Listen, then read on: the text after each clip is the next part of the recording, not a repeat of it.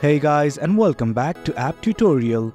In this tutorial, we're gonna look at how to change the gender preferences in Tinder. Now let's begin.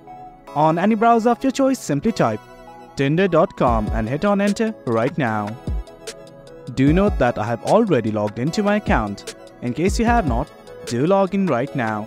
Now let's simply try to change the gender preferences. At the top left, here's your profile along with your profile name. Simply click on it. Then this will open up. That's your profile. At the left side, let's simply scroll down and you'll see something like looking for right under this discovery settings tab. Right now I'm simply gonna click on this looking for tab right here, and then this will open up. It's gonna give you a few options whether you want to search for men, women or everyone. Simply select your preference.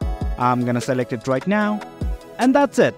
Let's simply go back, and as you can see, our gender preferences have been changed. It's as easy as that. Well guys, that's it.